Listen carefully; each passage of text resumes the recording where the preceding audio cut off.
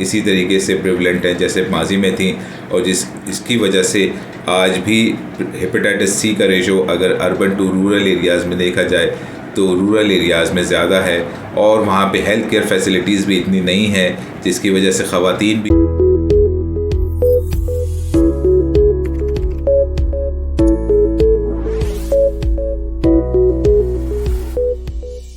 अस्सलाम वालेकुम, welcome to channel doctor Mohammad Faheem E health. आज का हमारा topic hepatitis C, last program of hepatitis. A B D E हमने कवर कर लिया है। ए और ई अगर रिकैप करें तो तकरीबन एक जैसे हैं। बी जो है वो मोस्ट प्रोमिनेंट है और डी बी के साथ ही होता है और उसकी इतनी इम्पोर्टेंस नहीं है।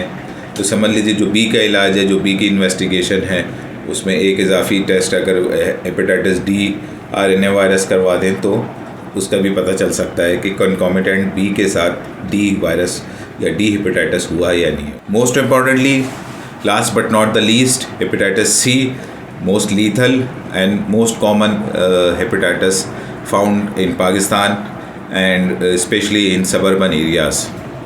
पसमानदा इलाक़ों में ये बहुत ज़्यादा पाया जाता है। इसकी सबसे बड़ी वजह जो ट्रांसमिशन की है वो ये है कि जो कंटेमिनेटेड सिरिंजेस होती हैं ड्रग अब्यूज़ के ज़रिए या इम्प्रॉपर डिस्पोजेबल की वजह से, ये सिरिंजेस जो हैं कॉज करती हैं transferring hepatitis C virus from one human to another. वो किसी वजह से भी हो सकती है, क्या हुआ एक्सीडेंटल किसी को लग गई, इम्प्रॉपर यूज़ हो रहा है डिस्पोजेबल सिरिंजेस का, ख़ास तौर पे ड्रग एडिक्ट्स में।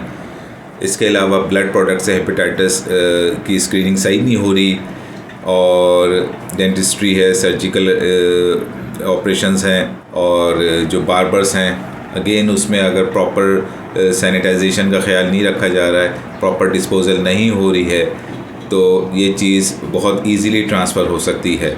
शहरों की हद तक, अर्बन एरियाज़ में ये काफ़ी हद तक ये चीज़ें कवर हो चुकी हैं, लेकिन रूरल एरियाज़ में आज भी ये चीज़ें इसी तरीके से प्रिवलेंट हैं जैसे माजी में थी, और इसकी वजह से आज भी हेपेटाइटिस सी का रेशो अगर अर्बन टू रूरल एरियाज़ में देखा जाए तो रूरल एरियाज़ में ज़्यादा है, और वहाँ पे हेल्थ केयर फैसिलिटीज़ भी इतनी नहीं है, जिसकी वजह से ख़वातीन भी वहाँ हेल्थ केयर फैसिलिटीज़ में चेकअप के लिए नहीं जाती हैं, और अगर देखा जाए तो मर्दों से ज़्यादा ख़वातीन अक्सरियत होगी जो हेपेटाइटिस सी से इन्फ्लिक्टेड हैं। ये तो एक छोटा सा इंट्रोडक्शन था इसकी ट्रांसमिशन का, और जो इसकी करंट सिचुएशन है स्टैटिस्टिक्स उसका। हेपेटाइटिस सी की अलामतें कोई ख़ास नहीं होती, रूटीन की अलामतें होती हैं जो दीगर हेपेटाइटिस में पाई जाती हैं, तो उस डिटेल में मैं नहीं जाऊंगा। लेकिन हेपेटाइटिस जब क्रॉनिक स्टेट में कन्वर्ट हो जाए, और उसकी जो इन्वेस्टिगेशन है वो 3 बेसिक इन्वेस्टिगेशन है कि कंफर्म करने के लिए anti hepatitis C virus antibody है, उसके बाद hepatitis C virus PCR test है, इसकी जीनोटाइपिंग है, और साथ में सप्लीमेंट्री टेस्ट जो हैं वो LFTs और PTINR और अल्ट्रासाउंड होल एब्डोमेन है। हेपेटाइटिस सी का ट्रीटमेंट बहुत अच्छा और आसान हो गया है। माजी में इसके बड़े सख्त और जानलेवा इंजेक्शंस होते थे और लंबा कोर्स होता था, और अब ये 6 से 8 हफ्ते का या 12 हफ्तों का कोर्स हो गया है। Oral antiviral, direct antiviral antigens हैं, बहुत अच्छे तरीके से काम करती हैं।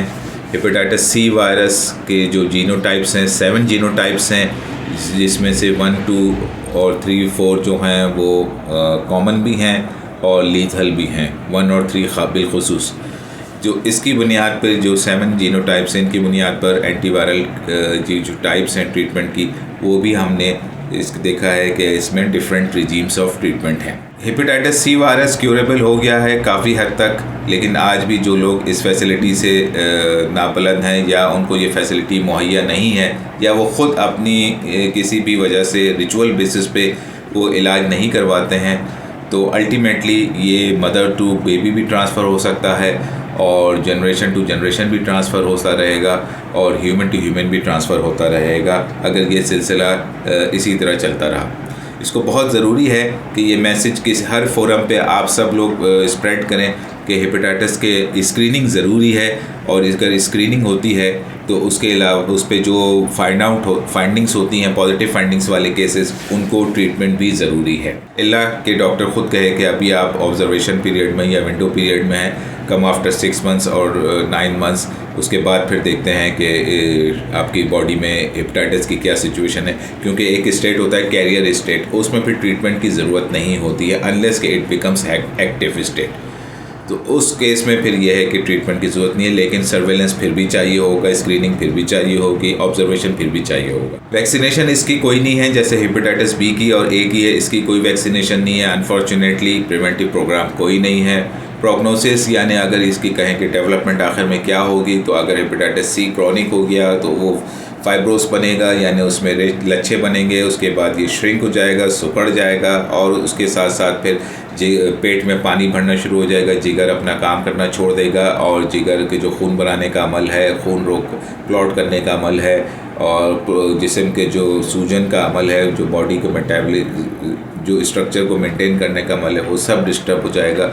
और हेपेटिक इनकैफ भी हो सकता है, जिसमें बेहोश हो जाता है ये आपका दिमाग हेपेटिक इन्फ्लेमेशन की वजह से। तो ये बहुत सारी ख़तरनाक एंडिंग्स हैं हेपेटाइटिस सी की, अगर वो क्रॉनिक स्टेट में कन्वर्ट हो जाए। तो कोशिश करें, अगर जिसको भी पता है तो वो इसका इलाज भरपूर करवाए, ताकि अपने लिए भी सेफ्टी हो और अपने घर वालों के लिए भी सेफ्टी हो। उम्मीद करता हूँ ये मैसेज आप सबको बहुत क्लियरली पहुँच गया होगा। Like, subscribe and share my channel. Thank you once again. Take care. अल्लाह हाफिज़।